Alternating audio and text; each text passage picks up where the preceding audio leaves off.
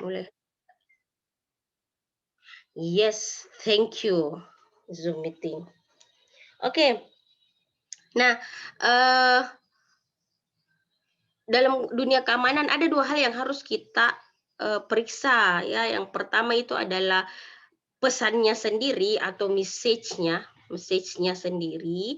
Yang kedua adalah entitasnya atau orang yang mengirimkan pesan. Ya kan itu Ji, toh pesan dan pengirim pesan. Kalau dalam dunia komunikasi kan begitu Ji, ada pesan yang dikirimkan dengan siapa yang mengirimkan pesan.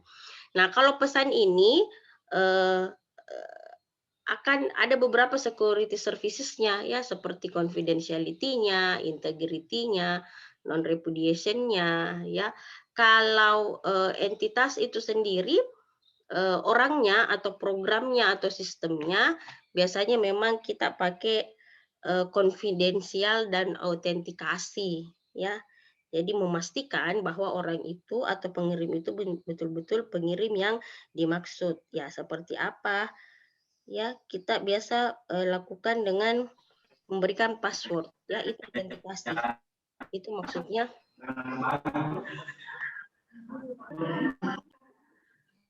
itu maksudnya, autentikasi. Jadi, kalau untuk pengamanan entitasnya, autentikasi berupa seperti apa, Bu? Ya kita kita kasih password, ya, misalnya kita kasih password atau kalau yang lebih modern lagi, eee itu istilahnya ada 3 ya, something something you have, something you are, dengan something you know. Jadi biasanya kalau kita mau, eee, mengecek orang itu betul betul betul orang yang dimaksud atau betul orang yang mau mengakses, eee, data atau informasi yang sesuai, yang pertamanya itu biasa kita tahu apa yang kamu punya? Yang kamu punya biasanya kita punya PIN, punya kartu ATM-nya, atau kita punya KTP, atau kita punya NPWP, dan segala macam. Itu identity card yang, memastikan bahwa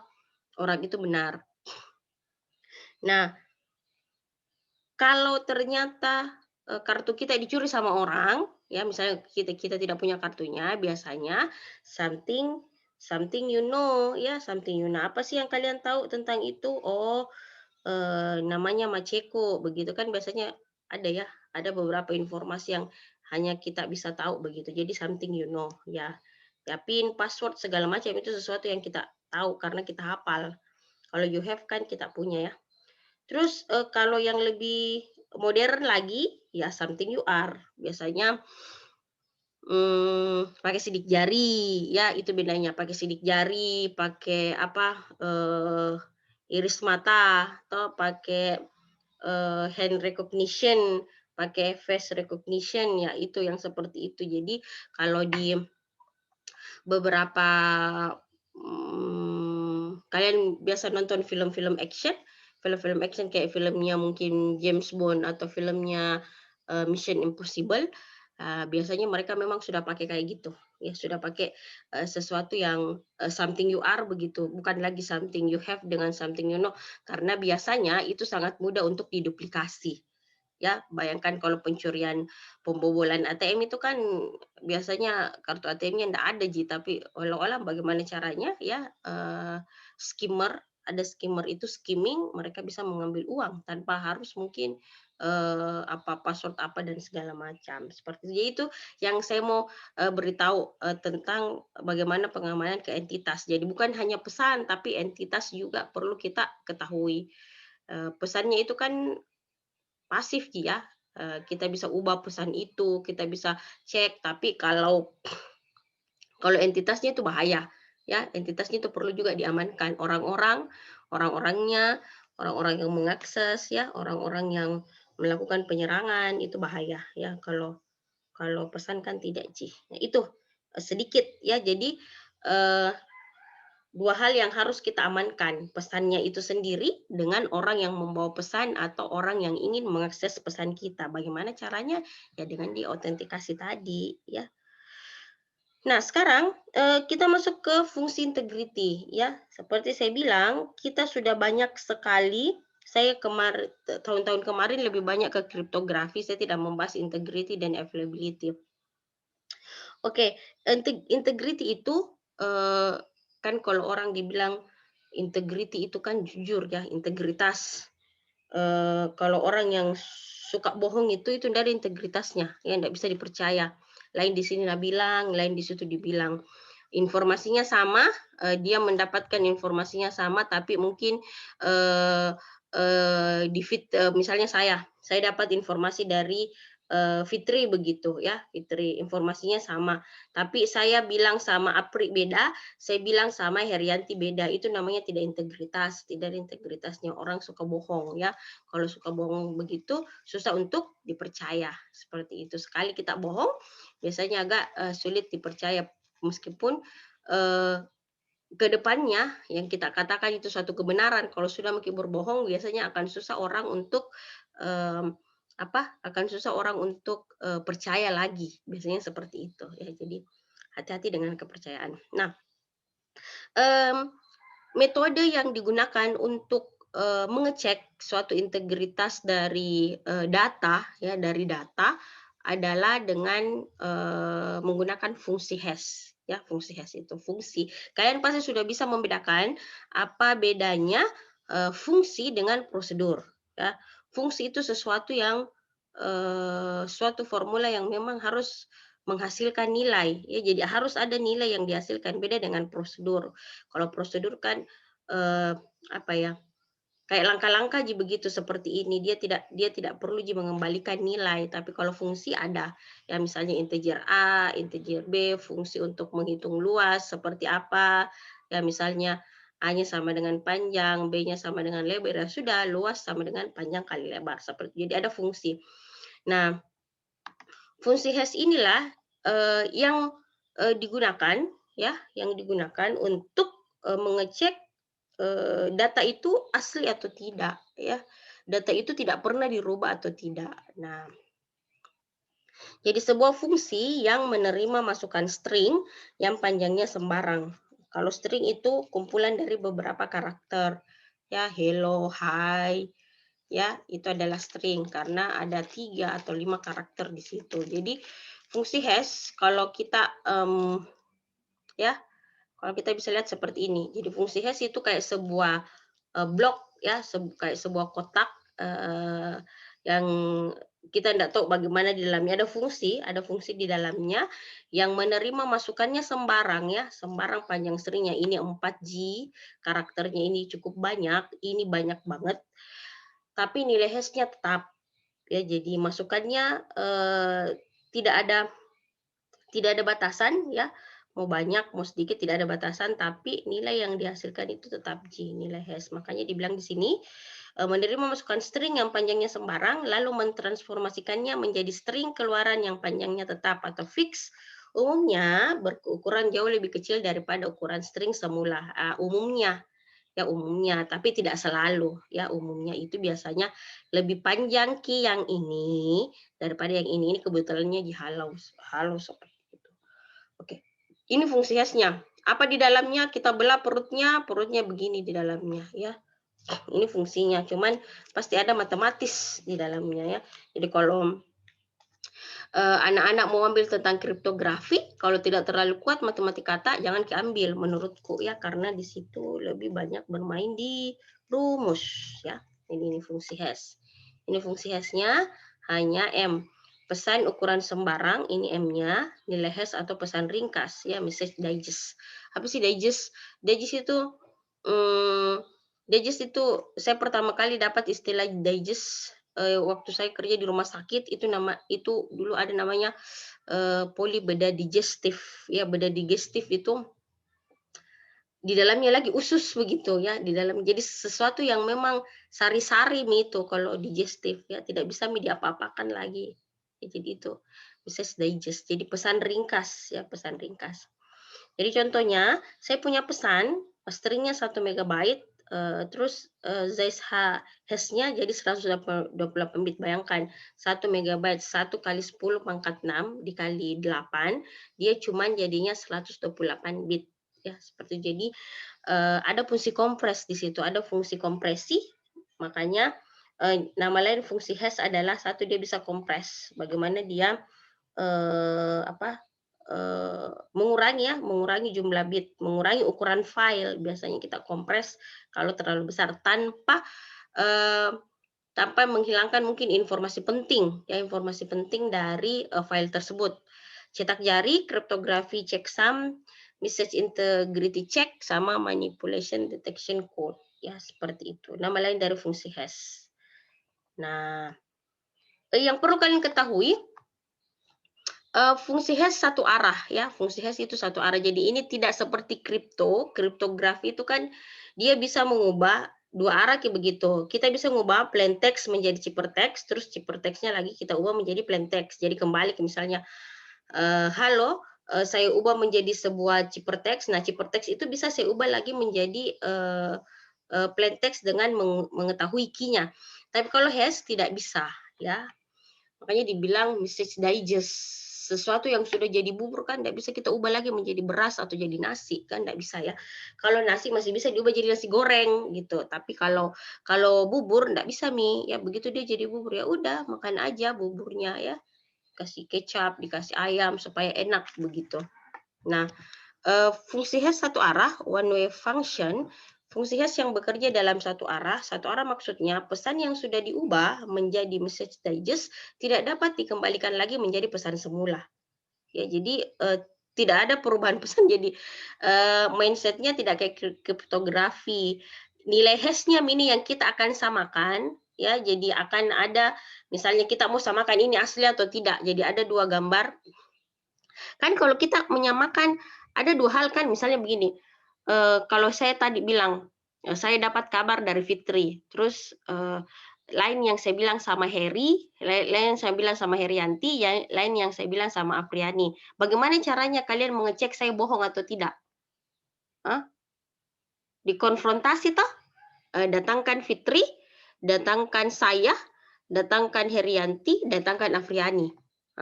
Toh, jadi Fitri ceritanya masternya begitu. Fitri ceritanya data aslinya. Oke? Fitri ceritanya data aslinya, terus saya ceritain data kopiannya. Nilai MD5-nya tadi itu nilai MD5-nya Herianti sama nilai MD5-nya Afriani. Kalau sama ki nilai MD5-nya, artinya apa yang saya bilang itu sama ki dengan yang ini. Tapi kalau ternyata berbeda, jadi seperti itu. Bagaimana caranya kita melakukan, jadi tetap ada nilai MD5 ini nanti yang akan dicocokkan. Kalau sama nilai MD5-nya artinya jelas atau sama nilai message fungsi hash-nya sama, itu artinya tidak ada perubahan, tapi kalau berbeda itu dibilang ada perubahan di situ. Jadi ada sedikit tidak jujur ya. Jadi datanya itu tidak integrity. Nah, bagaimana fungsinya ya like this ya. Tidak usah ini kalian baca saja. Ini cukup saya cukup singkat. Karena saya hanya mau kalian ngerti pada saat kita cerita integrity ya apa gitu. Tunggu ya. Bentar. Halo, Assalamualaikum. Apa? Nih, ada sambungan HDMI, no. Apa? Ada sambungan HDMI, no. Ih, tidak ada di Makassar kayaknya. Tidak ada, ya. Ya. Oke. Nah, kalian cukup baca saja ya seperti ini, fungsi hash-nya satu arah. Nah, ini yang penting. Fungsi hash satu arah tidak tepat disebut sebagai sebuah proses encrypt meskipun nilai hash tidak memiliki makna. Kan sama Ji.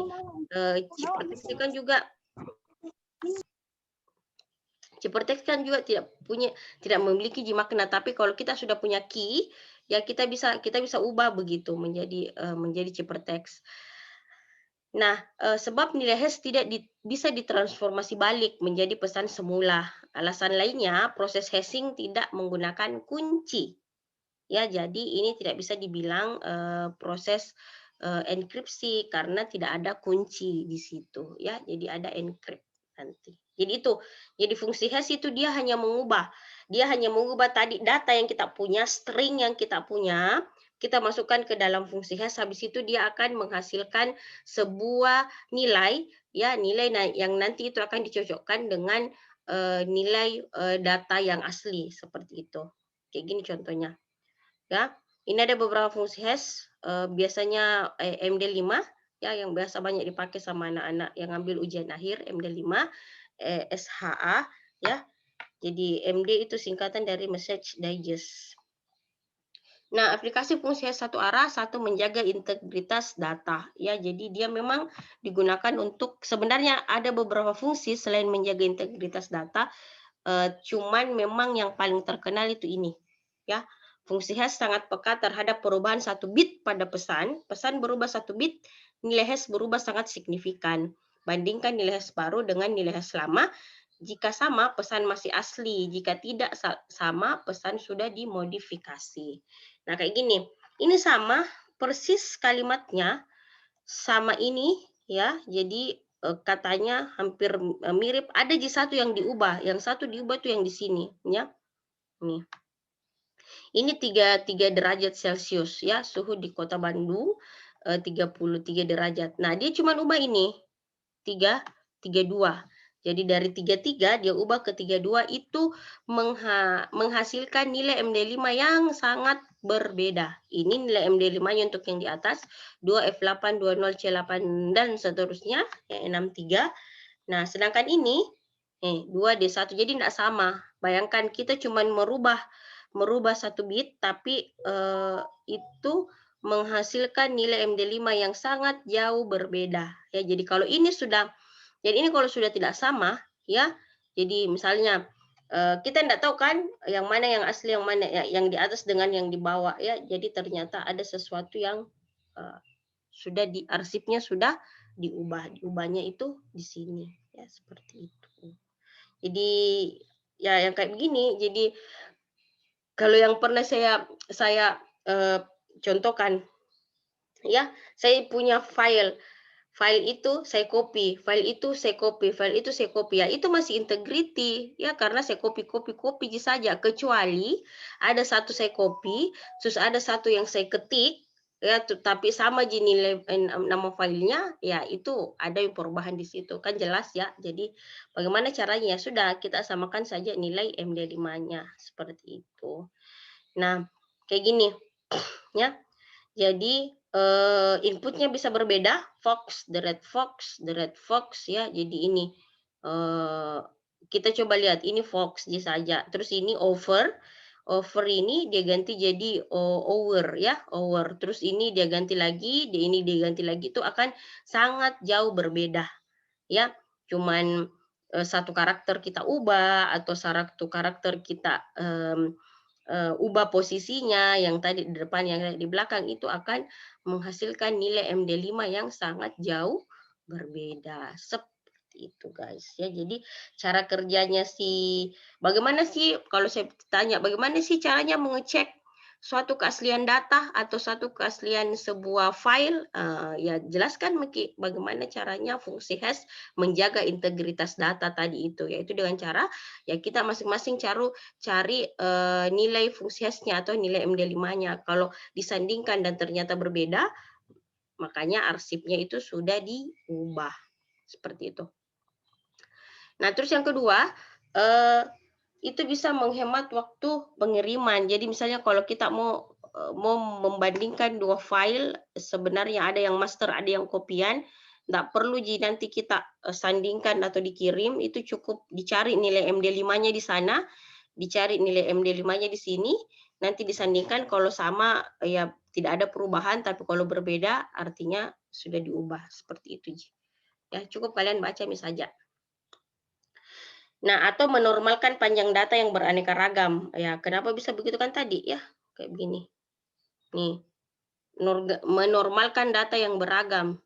Datanya tadi ada yang masuk cuma 3 karakter, ada yang masuk panjang stringnya banyak, tapi keluarannya tetap sama, ya, sebegini. Jadi itu yang dibilang menormalkan panjang data yang yang beragam, ya, menormalkan panjang data yang beraneka ragam, karena memang keluarannya itu fix, ya, seperti itu. Jadi untuk menyeragamkan panjang field password dalam basis data, password disimpan dalam bentuk nilai hash, panjang nilai hash tetap, ya seperti itu.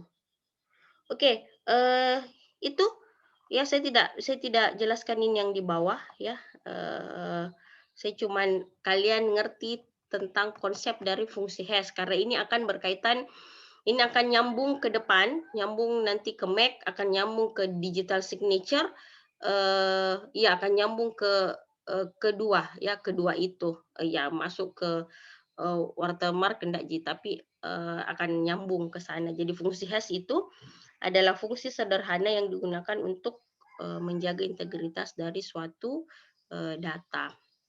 Oke, ada pertanyaan di sini? Kalau enggak ada saya lanjut.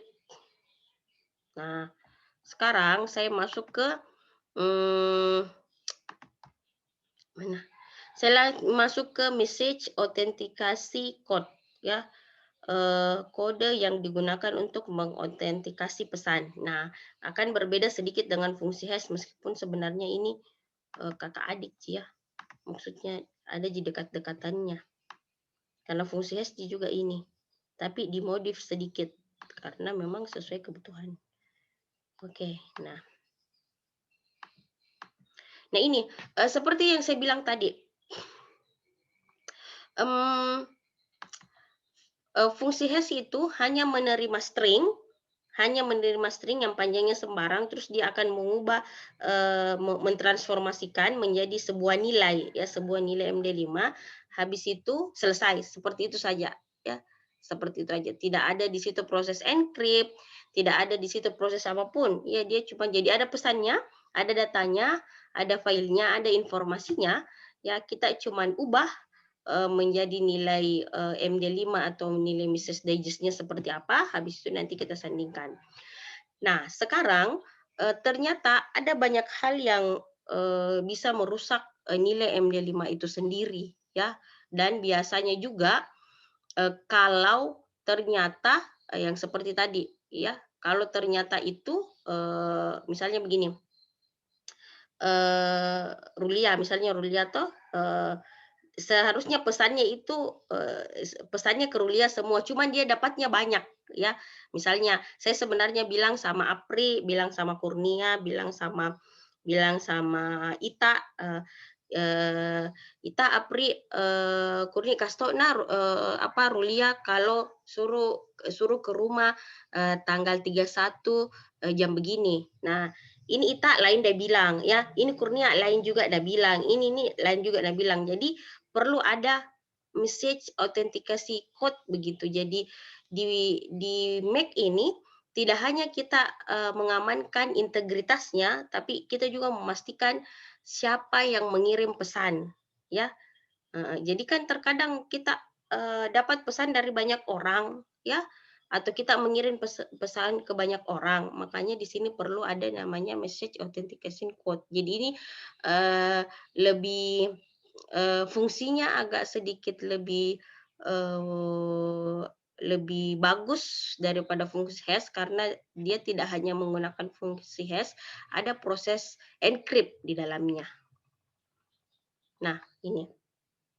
Mac atau kita biasa bilang, message authentication code, tapi Mac ada juga di data link layer, ya jangan salah, ini Mac, kalau di sana sih orang bilangnya MAC address ya, di data link layer, itu dia di link 2 di layer 2 ya, kalau kita belajar OSI layer.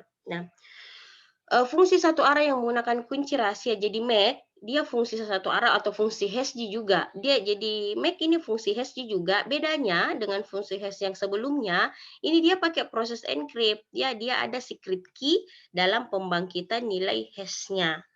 Ya, jadi nilai hash-nya itu sebelum dibangkitkan, kita pakai kunci. Ya, kita pakai secret key. Secret key itu apa? Ya, dia pakai yang namanya secret key kan dia simetrik ya. Jadi kunci yang pengirim dengan penerima itu sama-sama tahu. Ya, jadi dia punya kunci pengirim dan penerima sama tahu. Ya.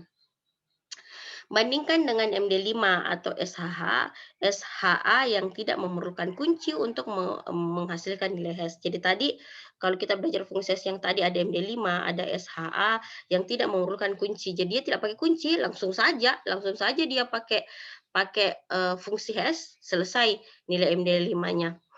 Nilai hash yang dihasilkan selalu berukuran tetap, hampir sama untuk ukuran pesan berapa saja.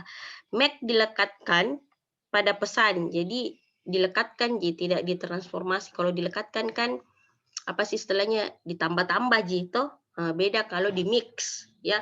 Kalau di mix itu kan dicampur ki toh, dicampur ki ini dicampur satu-satu baru di mixer. Jadi kita tidak tahu yang mana mi yang mana mi yang mana mi yang dilekatkan, yang mana mi. Tapi kalau istilah dilekatkan itu cuman ini baru ditambah sesuatu, kentara ki biasa katanya. Selanjutnya, MAC digunakan untuk autentikasi tanpa perlu merahasiakan pesan.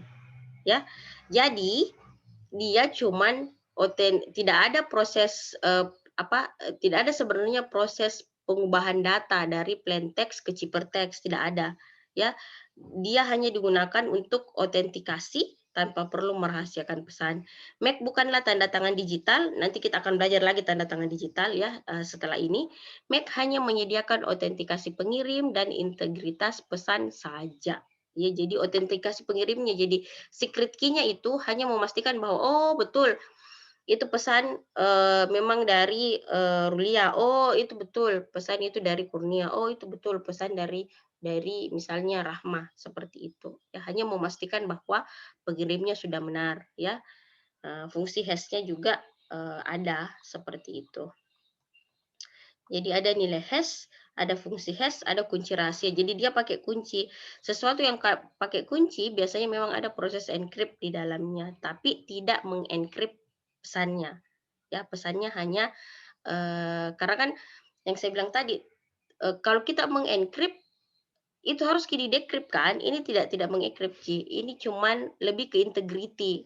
Nah, secret key-nya untuk apa, Bu? Ya untuk autentikasi pengirim Ji, ya untuk memastikan di pengirimnya. Nah, kayak gini, ya. Jadi di sini ada pesannya, ini pesan, ya ini ada key-nya, ini algoritmanya, ya. Dia akan mencampur, ya, dia akan melekatkan MAC, ya, MAC yang algoritma MAC-nya di sini. Nah, di sini sudah jadi MAC, ya. Nah, ini dicampur di sini, ditransmit, nanti di-compare. Nah, nanti di-compare berapa terus sudah. Oh, ternyata betul. Ini memastikan si pengirimnya, ini akan memastikan datanya berubah atau tidak. Gitu, Ci, ya. Jadi hanya memastikan, ya. Jadi pesannya sebenarnya tidak di-encrypt, ya. Pesannya sebenarnya tidak di-encrypt. Yang kita perlu ketahui itu adalah orangnya, seperti itu. Betul mi tidak, ya. Betul mi tidak itu orang yang mengirim, ya. Jangan sampai bukan orang yang dimaksud. Ini digunakan untuk apa? Itu yang saya bilang tadi. Autentikasi arsip yang digunakan oleh 2 atau lebih pengguna. Ya, jadi kalau misalnya 2 atau lebih pengguna yang digunakan, kita pasti pastikan siapa sih yang ngirim ini, siapa sih yang kasih arsip, seperti itu. Siapa sih yang nyimpan arsip, seperti itu. Kalau lebih dari 1 orang. Nah, yang kedua, menjaga integritas keaslian isi arsip terhadap perubahan, misalnya karena serangan virus, ya. Jadi ada virus, ya, ada virus itu yang bisa mengubah nilai MD5, ya. Jadi dia bisa mengubah nilai hash yang sudah kita simpan. Nah, caranya sebagai berikut. Jadi hitung MAC dari arsip, ya. Simpan MAC di dalam sebuah tabel. Ya, jadi ini. Jika pengguna menggunakan fungsi hash satu arah, fungsi satu arah biasa seperti MD5, maka virus dapat menghitung nilai hash yang baru dari arsip yang sudah diubah, lalu mengganti nilai hash yang ada dalam tabel. Tetapi jika menggunakan MAC, virus tidak dapat melakukan hal ini karena ia tidak mengetahui kunci. Ya, jadi di sini ada kuncinya. Di sini ada kuncinya untuk masuk di tabelnya, tapi kalau ini tidak boleh ya, virusnya tidak ini. Tapi kalau dia pakai nilai MD5, nilai hash-nya saja langsung tanpa kita pakai secret key, itu agak susah ya, agak susah si virusnya masuk seperti itu. Jadi sebenarnya hash sama MAC itu mirip-mirip ya. Hash sama MAC itu mirip-mirip, yang membedakan si MAC itu dia punya dia pakai secret key, dia punya fungsi encrypt ya, encrypt tapi untuk di autentikasi pengirimnya seperti itu ya. Ada proses encrypt di situ. Oke, tunggu ya sebentar. Kayaknya mau hujan. Pakai dulu.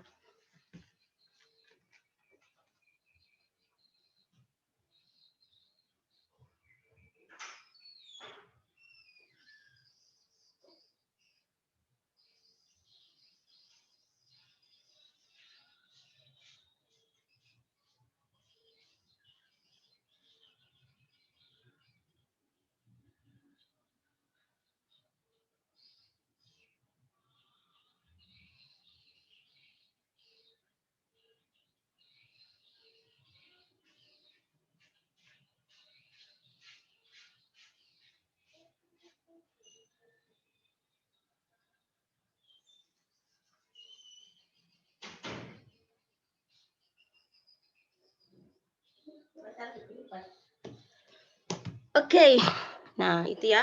Jadi itu, jadi nggak jauh berbeda Ji. Ya, nah biasanya memang kalau kita menggunakan metode baru atau sesuatu yang baru itu adalah penyempurnaan dari fungsi sebelumnya. Jadi kalaupun kita mempelajari misalnya, kenapa sih banyak sekali pelajari Bu, ada ini, ada itu sesuatu yang tidak biasanya ya, sesuatu yang tidak bisa menggantikan yang lain. Ya, jadi kayak fungsi hash tadi hanya merubah sebuah string menjadi string yang lain supaya kita bisa cek kebenarannya. Terus terus make itu tidak hanya melakukan fungsi hash tapi dia memastikan bisa mengautentikasi pengirim. Oke, mengautentikasi pengirim ditambah juga dengan mengamankan begitu supaya virus tidak berhasil untuk membaca atau mengubah nilai MD5-nya. Jadi itu, kalian sudah belajar dua metode ya, dua metode yang kita gunakan untuk mencari integritas dari sebuah pesan ya atau sebuah data. Nah, sekarang saya akan masuk ke digital signature standard. Ini mirip-mirip ini tiga. Jadi tiga ini adalah metode yang digunakan untuk mengecek keaslian sebuah data, fungsi hash, MAC, sama DSS ya.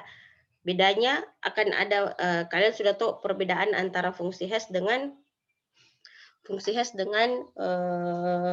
MAC ya. Kalau bedanya, kalau MAC tadi dia punya secret key ya, secret key, jadi dikunci key ceritanya, dikunci key itu pesan yang dikirim ya, dikunci key seperti itu. Tapi bukan pesannya yang di encrypt ya, bukan pesannya di ada key yang khusus untuk memastikan bahwa pengirimnya itu betul si itu ya. Oke, sekarang saya akan masuk ke DSS. Nah, yang berbeda sedikit dari DSS itu ini mirip Ji ya. Mindsetnya masih tetap sama, bedanya tuh di sini guys. Kalau di sini dia fungsi satu arah yang menggunakan kunci rahasia secret key dalam pembangkitan nilai hash. Jadi dia pakai secret key. Kalau kalian secret key dan masih bagus, masih tidak hilang ingatan di kriptografi tentang secret key, ini simetrik ya, simetrik. Jadi simetrik itu maksudnya begini. Kunci yang digunakan di sini, key yang digunakan di sini sama dengan yang di sini, yang pada saat compare ya. Key yang digunakan di sini sama dengan di sini. Itu namanya secret key, dia simetrik. Nah, kalau di DSS ya, DSS itu ya, saya masuk sekarang ke DSS. Saya stop share dulu. Nah, no. Sorry. Nah, kalau DSS dia sama GMAC ya. Sama semua fungsinya. Untuk mengetahui pesan itu sudah diubah atau tidak ya. Tapi kalau CDSS atau Digital Signature Standard itu dia menggunakan public key. Dia menggunakan asymmetric key ya, asymmetric key dia. Kalau tadi MAC dia pakai secret key ya, kalau DSS itu dia pakai asymmetric. Asymmetric itu yang ada private, ada public. Satu kuncinya disebar, orang lain tahu, satu kuncinya kita yang tahu. Ada private dan public. Yang metode metode apa? eh Diffie-Hellman ya Diffie-Hellman. Ya Diffie-Hellman itu kayaknya kalau enggak salah. Kalau bukan RSA Diffie-Hellman ya. RSA ya, RSA. Nah, DSS adalah bakuan standar untuk tanda tangan digital. Tanda tangan digital itu bukan yang bilang tanda tangan terus online, bukan ya. Ini maksudnya tanda tangan menandai bahwa data itu bukan tanda tangan di PDF terus digital, enggak gitu. Terus ini diresmikan oleh NIST. NIST itu sebuah lembaga yang ada di Amerika Serikat yang memang berkecimpung di bagian dunia keamanan. Ya, jadi ada beberapa hal yang dikeluarkan oleh NIST. Kalau kita mau ke arah security memang ambilnya ini NIST, NIST. Nah, DSS itu terdiri dari dua komponen, ya. Jadi satu dia punya komponen hash sendiri karena saya bilang tadi ini kakak beradik dengan fungsi hash ya. Jadi pembaharuan dari fungsi hash. Nah, kalau Mac tadi ada fungsi hash-nya tapi dia pakai secret key. Nah, kalau DSS dia punya dua hal, ada dua komponen ya. Yang pertama algoritma tanda tangan digital yang disebut dengan digital signature algorithm. Ya, jadi dia punya algoritma untuk membangkitkan tanda tangan digital. Ya, tanda tangan digital itu kayak apa ya? Kayak RSA kemarin ya. Kayak bukan RSA sih development karena rumusnya itu dia ini R sama dengan GX ya, G berpangkat X. Kalau tidak salah itu di Hellman yang begitu yang ada pertukaran kunci kalau tidak salah. Nah, jadi dia punya dua komponen, satu algoritma tanda tangan digital yang disebut dengan digital signature algorithm. Jadi dia punya algoritma untuk membangkitkan tanda tangan digitalnya. Yang kedua, dia punya juga fungsi hash ya. Jadi setelah dia membangkitkan kunci, yang mengambil kunci, baru datanya itu dia ubah menjadi nilai hash seperti itu. Dia pakai SHA ya, dia tidak menggunakan MD5 tapi dia pakai SHA. SHA. Nah, ini guys, ya. Nah, DSA termasuk ke dalam algoritma kriptografi kunci publik. Tapi tidak dapat digunakan untuk enkripsi. Ini dispesifikasikan khusus untuk tanda tangan digital, ya. DSA mempunyai dua fungsi utama. Jadi dia sebenarnya memang bisa dipakai untuk dia masuk algoritma kriptografi kunci publik, ya. Kalau ada publik, ada private, ya. Yang ini yang saya maksud asimetrik, ada publik, ada private. Tapi dikhususkan untuk tanda tangan digital. Nah, ini nilainya nanti ya, kalau tanda tangan yang dibangkitkan dengan tanda tangan yang diperiksa nanti sama, artinya datanya tidak berubah seperti itu ya. Jadi ini DSA mempunyai dua fungsi utama. Pembentukan tanda tangan signature generation dengan pemeriksaan keabsahan tanda tangan. Jadi ini dia fungsinya. Ya, kalau tadi di Mac dia hanya memastikan bahwa ada kuncinya. Kuncinya sama ya udah, itu dianggap benar pengirim yang dimaksud atau penerima yang dimaksud. Tapi kalau ini ya kita kan punya kunci publik, kunci publiknya disebar silahkan orang yang ini, tapi kalau tanda tangan yang dibangkitkan dengan tanda tangan yang diperiksa di sana sama, artinya cocok nih itu pengirimnya ya seperti itu. Nah, DSA dikembangkan dari algoritma El Gamal. Jam 3 dijemput. Jam berapa nih? Iya. Pembentukan tanda tangan menggunakan kunci DSA menggunakan dua buah kunci, yaitu kunci publik dan kunci private. Jadi berbeda memang toh berbeda dari tiga orang ini. Makanya kalian harus pelajari. Pembentukan tanda tangan menggunakan kunci rahasia private ya, sedangkan verifikasi tanda tangan menggunakan kunci publik pengirim. Oke, jadi kalau saya misalnya mau kirim data begitu, mau kirim data sama Cici ya, saya mau kirim data sama Cici Trisnawati, saya pakai tanda tangan saya rahasia, rahasia private. Nanti Cici memastikan bahwa itu data dari saya, yaitu data dari saya. dia cuman ambil begitu ya, verifikasi tanda tangan, ada kunci publikku. Kalau sama Ki antara hasil tanda tangan yang saya ini dengan tanda tangan yang dia dapat, ya sudah, itu artinya betul. Ya. DSA fungsi hashnya ini tidak dijelaskan, yang jelas konsep digital signature-nya kalian ngerti ya. Jadi ini kan rumus-rumus nih, rumus-rumus kayak gini nih ya. Kan ini yang kayak gini nih. YG berpangkat X atau XG berpangkat Y. Ya. Jadi yang dimaksud itu yang ini. Mana sih? Ini. V sama dengan R ya. Ini V. Ini pembangkitan tanda tangan ini. W sama dengan S berpangkat 1 modul Q. Biasa ini harus pakai apa sih namanya? Bilangan prima ya. Ini pakai bilangan prima. R dikali W mod Q ya. Jika V sama dengan R, maka tanda tangan sah, yang berarti bahwa pesan masih asli dan dikirim oleh pengirim yang benar. Ya, jika V sama dengan R. Kalau tidak sama, artinya pesannya tidak asli dan bisa juga itu bukan dari pengirim yang benar. Ini gila-gilaan cara ngambil nilainya ya. Ini gila-gilaan cara ngambil nilainya. Dia nilai kita kan kemarin cuma pakai 3, 5, 7, 11 ya. Ini gila-gilaan, ini sudah pakai, kalau kayak gini dia nggak pakai manual ya, dia sudah pakai program. Biasanya dibikinkan programnya sama mereka seperti itu ya. Ini H karena P dikurang 1 per Q. Bayangkan kalau P-nya 59.419 dikurang 1 terus dibagi Q. Ya, dibagi 3.301. Terus di sini ada, sini kunci rahasianya didapatkan X 3223, Y-nya. Nah, di sini kelihatan ya. Ini R-nya 848 ya. Hitung R dan S 8. Waalaikumsalam. Iya, masuk Ki. Iya. Mana anak? Pergi mengaji. Davina Ji, Davina. Tunggu dulu. Masuk Ki, tunggu dulu. Davina di dalam nih kayaknya. Di rumah dia ini mana? Dari mana Ki?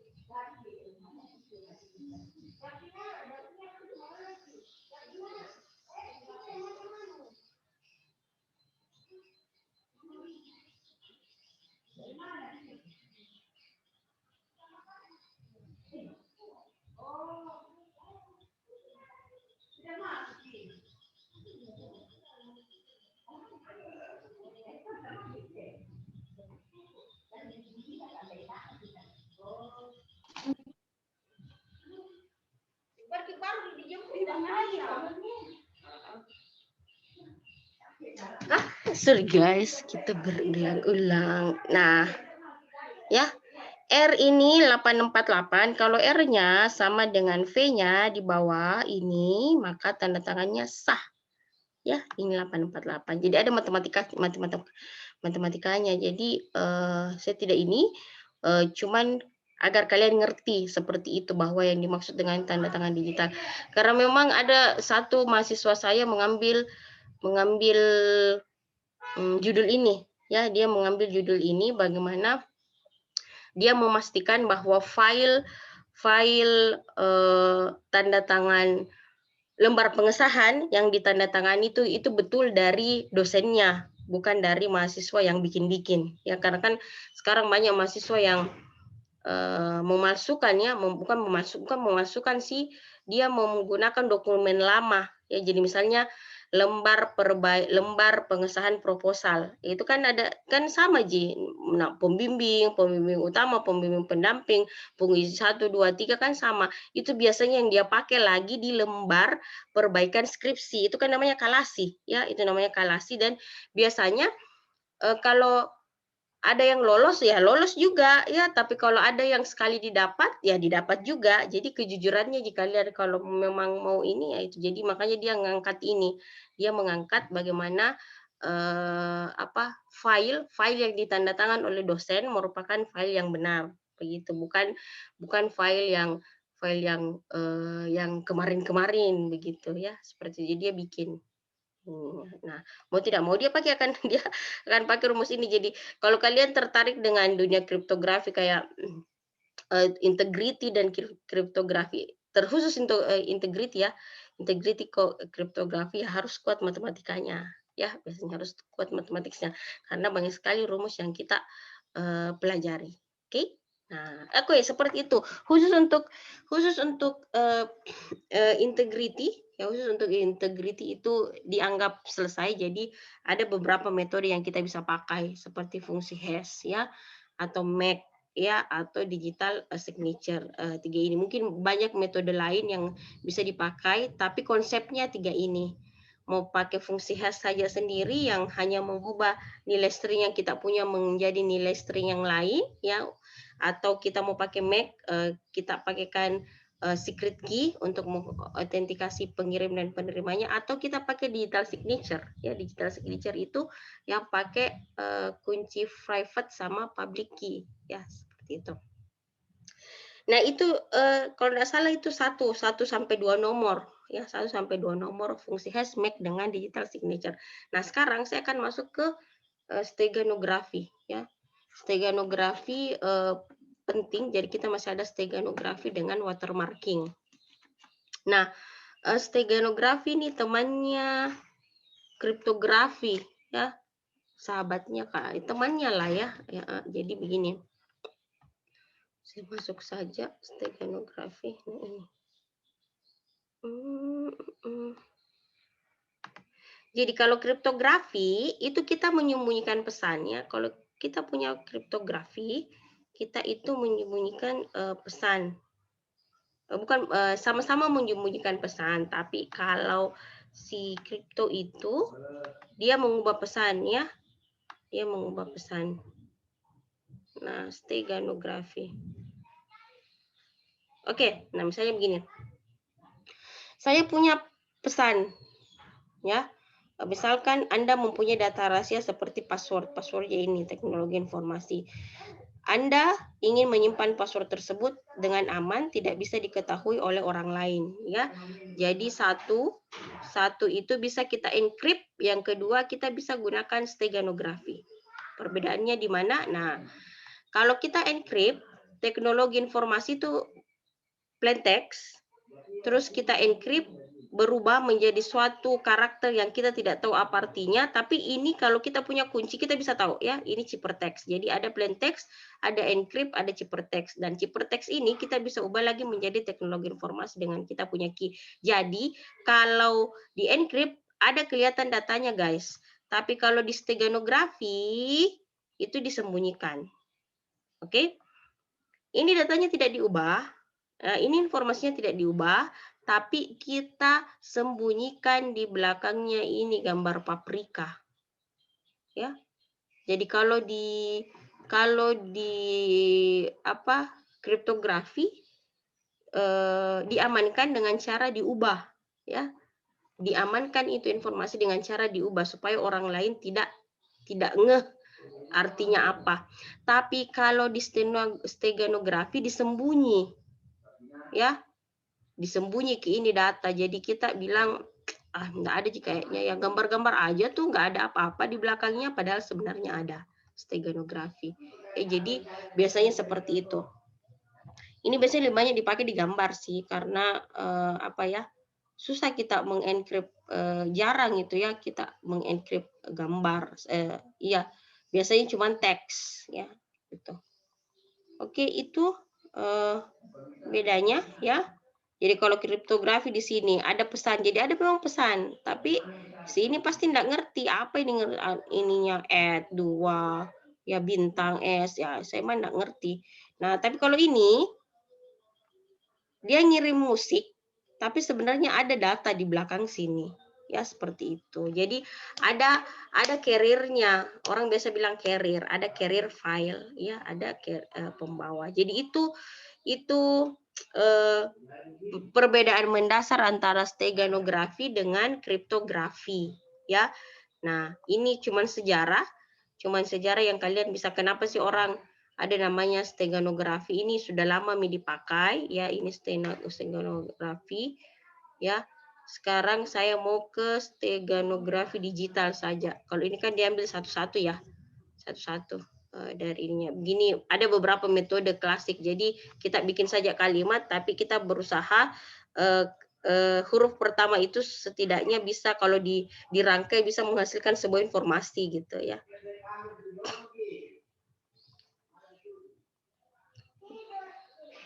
Nah, oke. Ini kayak gini nih. Ya.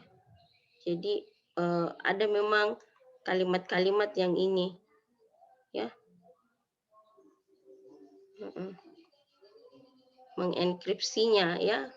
Mengenkripsinya ini kan mengenkripsi toh. Ini alternatif. Bagaimana cara Bob mengenkripsi ini? Mengenkripsinya ini dienkrip, diubah atau menyembunyikannya. Nih. Ya, cuman masih ada lara apabila ini tapi diambil M ya. Diambil M, diambil A, malam ini ya.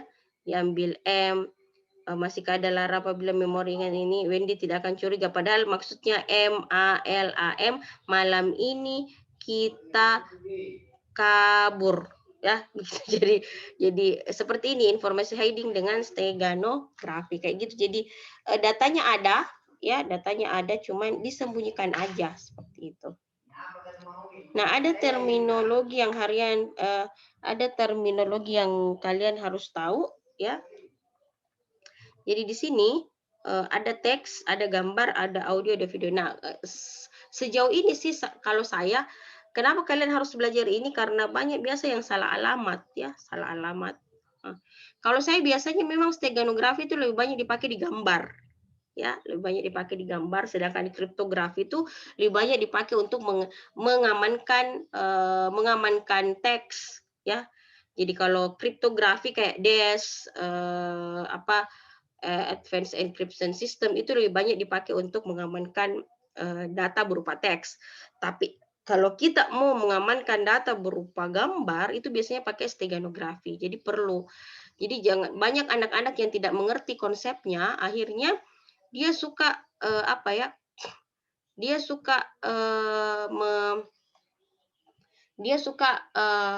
membandingkan sesuatu yang tidak sama begitu. Nah, misalnya kalau kita membandingkan kucing dan harimau, iya sama-sama kucing, ya kucing di rumah ya kucing, harimau juga kucing, tapi kan akan berbeda begitu, ya. Satu bisa berteman dengan manusia, satu kalau berteman manusianya dimakan begitu. Jadi hati-hati, makanya harus jelas konsepnya. Kalau kalian nanti ujian meja atau mengambil topik memang yang jangan sampai mengambil topik yang salah ya, suka membandingkan hal-hal yang tidak sama seperti itu. Jadi ini hidden message-nya, ada carrier-nya, nanti hidden message-nya itu digabung di sini jadi carrier file. Ini terminologinya yang harus kalian tahu. Jadi ada embedded message, ini message yang yang mau disembunyikan ya. Pesannya berupa teks, gambar, audio, video, terus cover teksnya atau pesan carrier-nya, terus ini stegonya kalau sudah dicampur, nah ini key-nya ya, ada stego key-nya. Jadi tetap pakai key. Kayak gini, embedded message-nya di sini ada cover-nya, ini sudah stegonya ya, jadi sudah ditambah seperti itu. Nah ini biasanya kayak gini, ini di belakangnya ternyata ada gambar ya, ada gambar di belakangnya. Nah ini embedded message-nya, ini cover-nya. Jadi ini pesawat jet tempur itu nanti dibawa ke sini. Gitu Ji ya. Jadi kayak gitu, nanti diekstrak. Ya, ini stegonya enggak kelihatan kan? Ini diekstrak seperti itu. Nah, ini diagram proses steganografinya. Jadi ada embedded message-nya, terus ada cover-nya, terus di sini ya di encoder ada key-nya, di encoder ya, kalau kita mengkodekan itu encoder decoder. Terus ini jadi hasilnya stego object, ini dikirim adversary itu kayak layanan komunikasi, ini diekstraksi, habis itu berubah lagi jadi embedded message. Jadi kalau misalnya tadi pesawat jet tempur salju, ini disatukan pakai key, habis itu ini jadi gambar salju saja dikirim, habis itu diekstraksi pakai key, kembali lagi ke pesawat jet tempur. Kayak gitu Ji ya. Stego. Itu steganografi. Saya cuma mau jelaskan bahwa steganografi itu berbeda dengan kriptografi. Steganografi itu menyembunyikan pesan, ya. Jadi pesan itu tidak diubah, tapi disembunyi. Beda kalau kriptografi pesannya diubah, ya diubah. Jadi ada pesannya tapi diubah supaya orang lain tidak mengerti. Oke, sudah steganografi. Sekarang saya masuk ke watermarking, ya. Nah, ini masih masih bermain di apa ya, gambar ya, lebih kebanyakan gambar teks atau apa gambar lah kayaknya. Ya kalau watermarking itu. Aduh, sorry. Saya stop share dulu ya. Sekarang saya masuk ke ini. Watermarking. Jadi begini. Kita kan sekarang pakai dunia digital ya. Dunia digital itu kan apa sih? Sorry. Awas. This meeting is being recording. Oke. Nah, sekarang ini watermarking itu kenapa sih? Apa sih istilahnya watermark? Ya, watermarking itu begini. Banyak file, banyak data yang tersebar di internet. Ya, misalnya kalian punya foto, ya, kalian punya software atau kalian punya rekaman suara, audio dan segala macam, itu kalian upload di internet, bisa saja ada orang yang ambil terus mengaku bahwa itu punya saya. Makanya ada istilah watermark. Watermark ini menggunakan juga nanti DSS untuk menandai bahwa itu punya saya. Jadi masih berkaitan. Ya, bedanya dengan steganografi. Kalau steganografi itu file yang atau data yang kita sembunyi di covernya itu bukan di balik cover itu ada sesuatu yang kita sembunyi kalau di steganografi. Tapi kalau di watermark gambar yang cover itu gambar yang kita mau lindungi. Bagaimana caranya dilindungi? Dengan ditandai itu punya tak, supaya ada orang lain yang ambil, itu kita bisa berdebat, oh itu punya saya, ya seperti itu. Ya. Jadi misalnya, ya, jika ada orang lain, saya langsung ke sini saja. Jika ada orang lain yang mengklaim bahwa produk digital yang didapatkannya adalah miliknya, maka pemegang hak cipta atas karya multimedia tersebut dapat membantah klaim tersebut dengan proses verifikasi. Ya, caranya watermark diekstraksi dari produk digital yang disengketakan. Watermark yang diekstraksi tersebut dibandingkan dengan watermark yang pemegang hak cipta. Jika sama, berarti memang dialah pemegang hak cipta produk multimedia tersebut. Seperti itu. Ya, jadi setiap gambar seharusnya memang punya watermark, ya. Nah, kalau dosen yang penelitiannya ke arah sini itu Bu Fitri. Ya, Bu Fitri itu ke arah watermark. Bagaimana dia memastikan bahwa file atau data itu bisa dilindungi, ya, bisa diakui bahwa ininya, ya. Jadi teknik watermarking itu proses menambahkan kode identifikasi secara permanen ke dalam data digital, ya. Kode identifikasi tersebut dapat berupa teks, gambar, suara atau video. Ini tidak merusak ya, tidak merusak data digital. Kode disisipkan seharusnya memiliki tahanan. Jadi seperti itu ketahanannya. Jadi ini. Nah, kalau kayak gini, kalau tadi kan di mana? Di steganografi, kita punya gambar, disisipkan di belakangnya ini gambar paprika. Oke. Tapi kalau ini yang punya Santi misalnya, Santi ya kalau nggak salah ya. Iya, output program tugas Santi Meliani, robust and non-blind watermarking pada citra digital dengan teknik spektrum. Ya, jadi ini Santi. Ya, jadi ini gambarnya punyanya nih, gambar paprika ini gambarnya Santi. Dia kasih sesuatu, dia kasih digital signature, dia tandai. Nah, ini jadi punyanya nih. Jadi kalau ada orang klaim itu punya saya, kita kan hati-hati ya. Jadi nanti bisa dibilang plagiat, ya. Plagiat. Kalau mau menggambar, gambar ulang. Jangan kalaupun kalian caplok betul-betul dari punyanya orang, apalagi kalau kalian bermain di apa sih namanya, sudah mulai masuk di tugas akhir atau bikin jurnal ya, bikin jurnal itu hati-hati kalau mau caplok langsung, biasanya disarankan itu untuk digambar ulang, ya. Tapi referensinya memang tetap ada, kalau caplok langsung itu harus ada sumbernya ya, biasanya itu banyak anak-anak caplok langsung, gambar-gambar ya, gambar-gambar ini, gambar-gambar itu, hati-hati. Kalau apalagi kalau blok diagram, kalau gambar-gambar kayak, Arduino dan sekian enggak masalah sih, tapi itu bahaya ya. Oke, itu Ji, kalau watermarking saya hanya ya jadi kayak gini ya. Citra, citra itu gambar. Kalian sudah ambil mata kuliah pengolahan citra? Sudah ambil? Iya, Bu. Iya, kan citra itu gambar toh? Kayak itu Citra Lena, itu kan Citra Lena yang gambar cewek itu yang pakai topi. Itu kan kita enggak, saya tidak mengajar Kak pengolahan citra ya. Tapi ya seperti itu Mi, ya, seperti itu Mi anunya. Oke.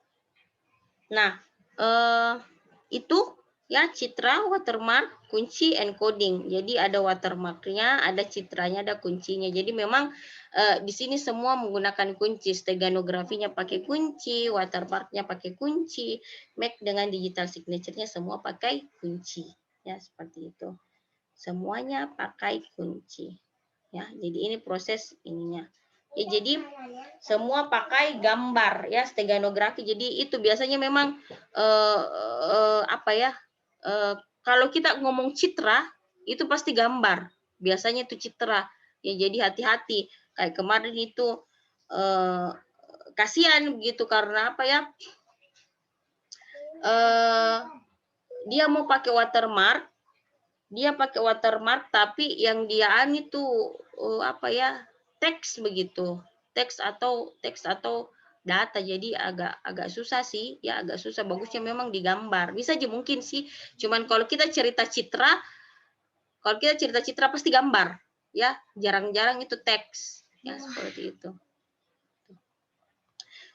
Oke, itu tentang watermark ya. Jadi kalian sudah mengerti perbedaan, jadi saya sudah menjelaskan perbedaan steganografi dengan watermark. Kalau watermark itu gambar yang kelihatan, itu gambar yang kita mau amankan. Bagaimana cara jadi konsep keamanannya beda. Kalau cerita watermarking itu cerita tentang gambar tersebut kita mau amankan supaya tidak diakui sama orang lain. Tapi kalau cerita steganografi, gambar yang muncul itu merupakan cover atau pelindung dari ada gambar atau ada informasi di belakang. Oke, tidak terlalu banyak. Yang terakhir sekali ini guys ya. Saya harus ini karena ada amanatnya di mana di RPS ya, saya harus jalankan. Kalau saya tidak jalankan nanti saya dibilang tidak amanah ya. Kalau kalian ngerti tidak ngerti ya, saya sudah kasih bahannya, silahkan dibaca. Nah, begini, dalam suatu ini bagian juga dari manajemen risiko ya, ini bagian dari manajemen risiko tentang business continuity dengan disaster recovery plan. Ya, jadi kalau tadi itu konsep keamanan kita hanya belajar tentang sedikit-sedikit, mengamankan integritinya, itu bagian terkecil dari sebuah konsep keamanan, mengamankan antivirusnya, mengamankan orang-orangnya. Nah, tapi kalau kita sudah berbicara tentang business continuity planning itu sudah mulai besar ya. Kita akan berbicara tentang bagaimana koneksi LAN atau MAN atau internet yang dia gunakan ya. Terus bagaimana ketersediaan listrik ya, bagaimana ketersediaan server ya, bagaimana ketersediaan misalnya AC buat pendingin server kita ya seperti itu. Jadi banyak sekali hal yang kita, kalau di sini ini sudah ranah bisnis ya. Kalau sudah ranah bisnis itu biasanya kita akan berinteraksi dengan banyak orang.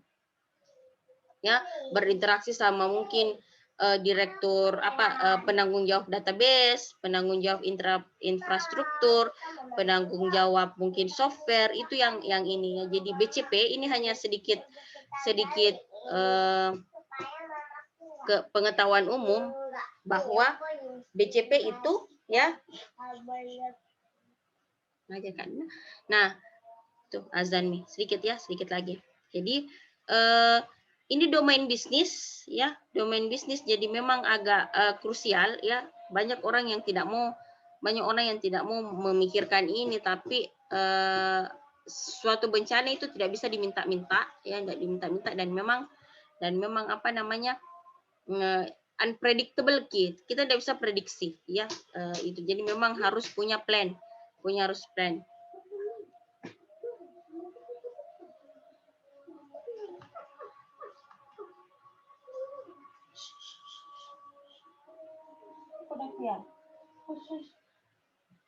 Apa? Kenapa ya? Wala, dimasak kong kobe mi.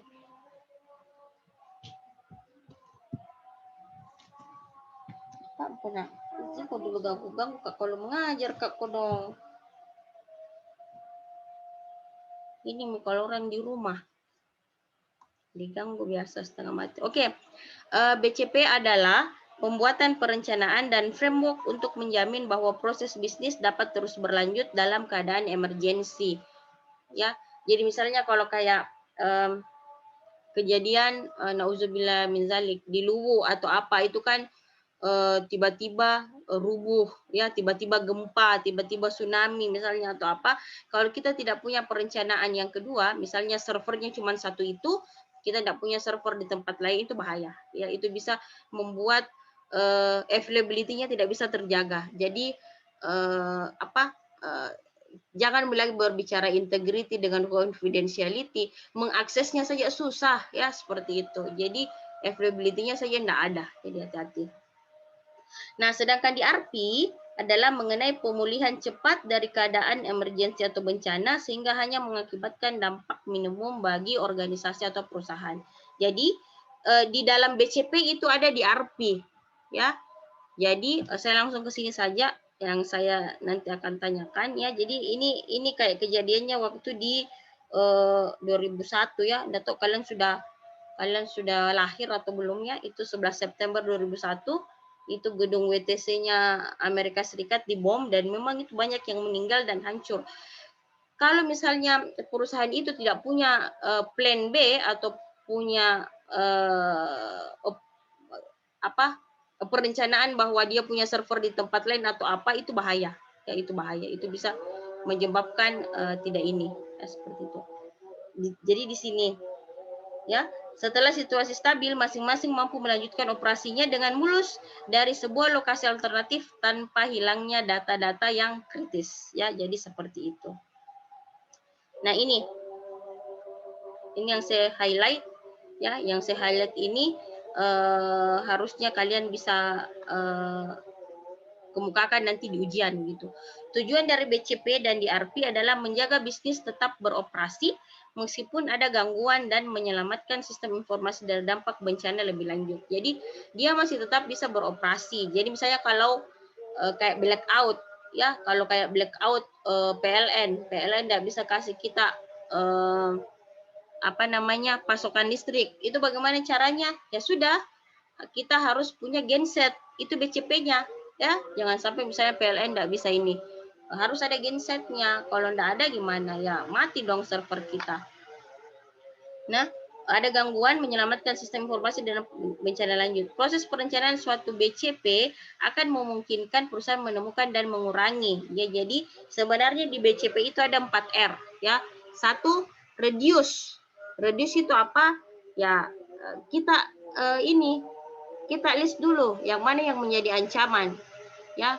Misalnya kalau hujan deras itu, kalau masuk musim hujan itu memang kalian harus menyiapkan hal-hal. Misalnya kalau musim hujan, kilat di mana-mana ya, banjir di mana-mana. Biasanya kalau seperti itu PLN biasa ikut juga mati ya, karena ditakutkan ada korslet atau ada apa, makanya biasa mati.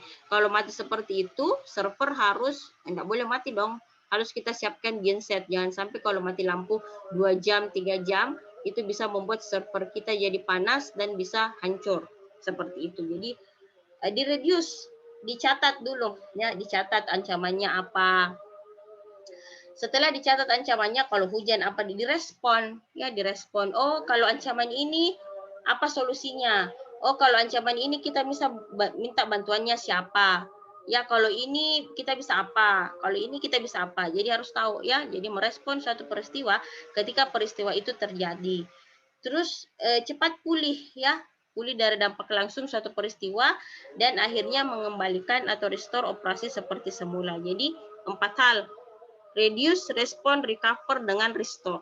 Ya, misalnya kalau kalian sakit kan, jadi misalnya kalau kalian sakit kena bencana lah begitu ya, ya kita harus ini dulu. Kayak saya sekarang masih suaranya masih begini, saya ternyata punya radang tenggorokan ya. Jadi kalau saya punya radang tenggorokan, saya sekarang lagi radang tenggorokan begitu.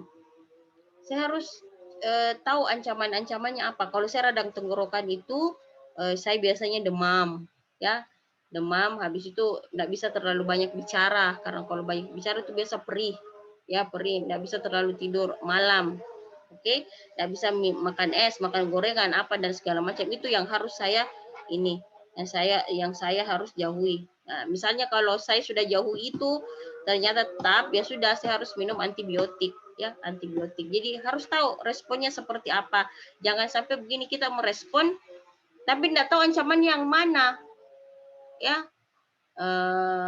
Kayak apa? Dia dia sakit kepala begitu. Maksudnya dia biasanya begini, kita demam. Kita biasanya demam, tapi demam itu kan biasanya karena ada infeksi atau ada radang atau ada apa. Jadi itu harus ditahu dulu. Biar kita minum obat Sanmol 3 hari berturut-turut, kalau kita tidak tahu di mana itu radangnya, di mana itu infeksinya, ya jadi biasanya kalau orang demam 3 hari berturut-turut itu kan Sanmol tidak disarankan diminum 3 hari berturut-turut. Kalau lewat dari 3 hari artinya ada there's something wrong in your body. Itu biasanya orang infeksi. Makanya biasa disuruh minum antibiotik ya, antibiotik. Kalau sudah minum antibiotik biasanya agak reda seperti itu. Ya, jadi kalau sudah reda, ya sudah di recover ya, di recover harus misalnya banyak minum ya, kalau sudah minum obat harus banyak minum. Habis itu mungkin di restore ya kayak gitu. Kalau kita nauzubillah min zalik ya, misalnya servernya terbakar, ya harus ada punya tempat server lain dong, ya supaya bisa dipakai datanya, jangan harus di backup. Atau kalau kalian ujian meja, ya ujian meja atau bikin tugas akhir itu di backup banyak, jangan cuma di laptop. Saya paling tidak suka itu mahasiswa kalau bilang mana datanya di laptopnya temanku, Bu, baru laptopnya temanku rusak. Itu kan kalian tidak punya BCP, ya. Itu alasan bullshit itu kalau kayak begitu. Install ulang temanku, hilang datanya loh. Kenapa? Sekarang ada Drive ya, ada Dropbox, apalagi kalian bisa taruh di Telegram, itu juga cloud Ji. Jadi itu tidak masuk akal kalau kalian punya data tapi tidak di backup begitu ya. Jadi tidak ada BCP-nya. Jadi kalau punya data itu di backup ya, setidaknya di Google Drive supaya bisa dikasih masuk data-data yang penting ya, di backup. Habis itu kalaupun ada sesuatu hal yang terjadi ya kita bisa ambil ya. Jadi gitu. Jadi data-data yang memang penting itu di backup memang Nah, kalau suatu saat terjadi misalnya laptop tak lagi rusak ya, setengah mati sekali kerja ujian akhir, tugas akhir, makanya dia geger otak laptopnya, ya sudah bisa diambil di ini. Itu cepat direspon, habis itu di recover. Sudah di recover ya di restore, mengembalikan operasi ya. Jadi recover, kita perbaiki server yang rusak, habis itu kita restore kembali. Jadi itu di RP. Jadi itu BCP. Di RP-nya yang mana? Di RP-nya itu di fungsi recover ya, recover sama restore. Itu di disasternya karena respon itu kan ini ya. Nah, jadi di RP-nya itu di situ ya. Di restore-nya dengan di recover-nya ya. Karena kan disaster recovery plan. Kalau saya tanya apa kaitannya BCP dengan DRP ya di situ. Jadi ada salah satu R, DRP-nya disaster recovery plan, dia mulai dari recover sampai restore. Nah, ini ya. DRP, proses DRP itu ada proses Disaster Recovery Planning, pengujian Disaster Recovery Plan, dan prosedur pemulihan bencana, seperti itu. Nah, ini banyak hal yang harus kalian ketahui, ya. Jadi ini besar sekali, Mi. Itu. Besar sekali Mi kacamatanya, ya. Ini ada LAN, MAN, server, ya. Hubungannya, aplikasinya menjadi besar begitu. Bencana, apakah COVID termasuk bencana? Ya, dia sebenarnya tidak merugikan begitu banget ya. Jadi kalau kalian mau tahu sih bencananya kayak gini, kita dapat membedakan bencana alam ya, bencana lainnya, ancaman yang bukan bencana seperti pemubukan, gangguan perangkat lunak atau di sini ya. COVID itu kan sebenarnya ya masuk bencana juga, tapi tidak secara langsung mungkin menghancurkan eh, disaster ya. BCP-nya itu bukan, jadi dia palingan merusak orang, bukan merusak, mengurangi mungkin orang-orang, kalau misalnya orang-orang yang kena COVID atau apa ya seperti itu. Dan bukan interaksi sih, dengan adanya COVID ini banyak yang berhenti begitu ya, banyak yang berhenti seperti itu. Jadi bayangkan kalau kalau kalem mah enggak masalah, biasanya anak-anak bilang gini, Bu, kalem enggak bisa diakses. Ya dia enggak mungkin enggak punya BCP atau DRP. Tapi bayangkan kalau kayak Shopee, ya kayak Shopee, apalagi Gojek, Grab, kalau dia tidak punya BCP, atau dia tidak punya DRP, bayangkan kalau 1 jam tidak bisa diakses karena mungkin servernya lagi mati, 1 jam tidak bisa diakses, itu banyaknya yang rugi, banyak sekali yang rugi. Ya, jadi mereka harus punya BCP dan DRP ini supaya availability-nya 24 jam untuk 7 hari, seperti itu. Jadi sebenarnya BCP dengan DRP ini lebih ke arah availability, ketersediaan aplikasi atau ketersediaan sistem itu selama 24 jam. Ya, kalaupun iya misalnya kayak Google itu kan memang udah ada matinya. Ya, di kita mungkin kita mungkin tidur jam 12 malam sampai jam 6 pagi.